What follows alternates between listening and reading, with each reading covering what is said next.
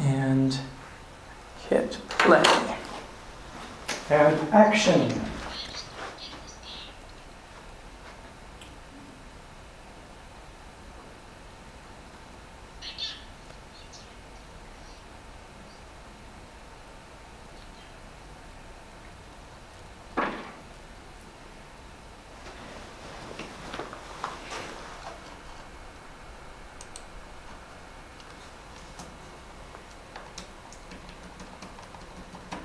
I gotta go backward.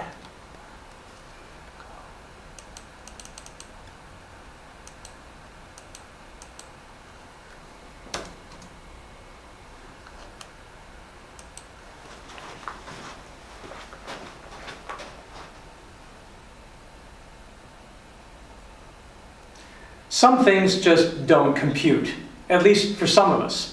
It all depends on what algorithm you're using to calculate the cost-benefit ratios. For example, for me, it makes no sense that we even have something called waste to worry about, given that everything has value.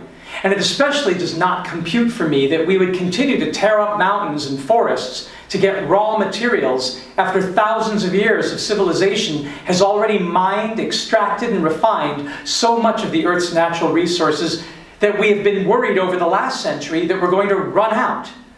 And this on a planet where almost all natural resources are actually still here, but have merely found their way into our crowded cities, making them actually easier to get than going out into some wilderness. And this on a planet filled with living systems and solar and geothermal powered cycles and lots of underemployed people and machines that can be harnessed to create higher value, to create higher orders of negentropic accumulation than much of what we found in nature to begin with. Makes no sense to me. But for other folks, it makes no sense that anybody or anything would invest time or energy or dedicate machine time sorting through so-called garbage to remine, extract, and refine materials that are no longer considered useful because of the form that they are in. They say, nah, takes too much effort to recycle. They claim, look, we humans are actually lazy and can't be bothered to put our organic residuals in one place and our inorganic in another.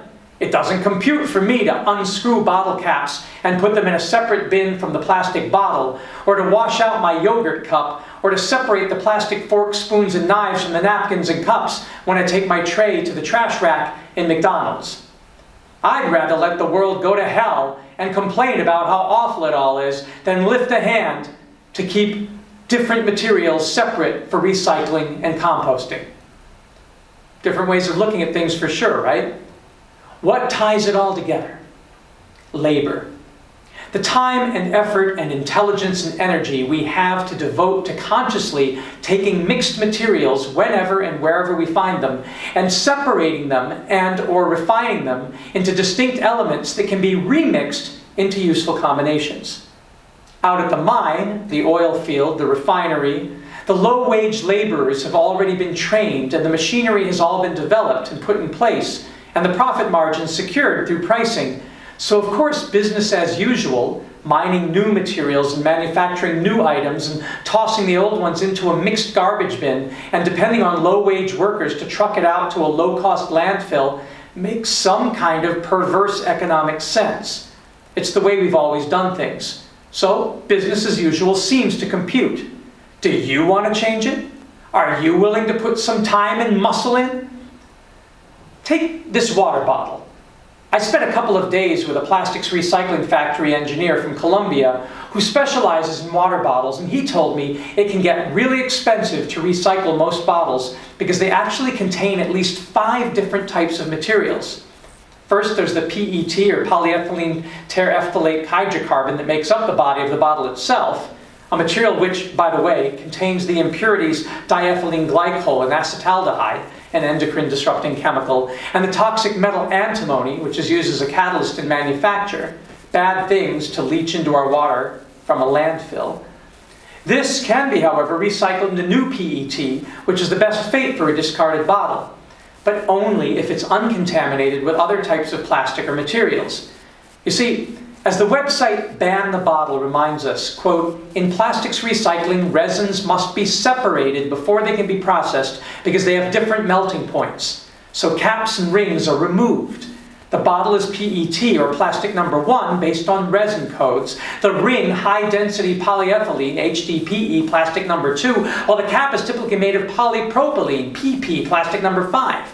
They must be separated, but that takes labor. And then there's the label, which is usually made of a plastic laminated paper printed with inks that can be either water-based, solvent-based, UV-based, or soy-based. Some are toxic, some are not, but all need to be removed and separated for proper recycling.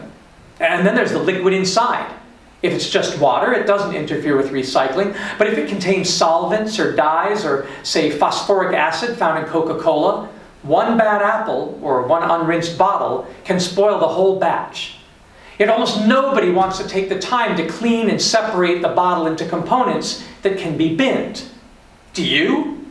And so even though every part of this bottle is valuable and should be recycled, the industry reports that of the 50 billion plastic water bottles consumed by Americans in a year last year, the US's recycling rate for plastic is only 23%, which means 38 billion water bottles, more than $1 billion worth of plastic, are wasted each year. And that's just looking at something simple like separating the parts of a bottle. In Colombia, meanwhile, they are winning awards for bottle recycling, and part of it has to do with the lower cost of labor in the recycling plant. The other part has to do with a cultural shift in awareness and municipal support, encouraging the consumer to separate before throwing things away. Either way, of course, labor is the common denominator. In this module, we explore the new game changer in labor costs, the use of actuator-enhanced computers in recycling. In other words, machine labor, the advent of artificial intelligence and robots applied to eliminating waste. What happens when low-cost machines become available that are so intelligent and so dexterous that they can repetitively, competitively, and cost-effectively take the things we've built apart and put each type of a material in a separate bin for recycling? Are robots the solution to the waste problem? Does that compute? Let's take a look and see.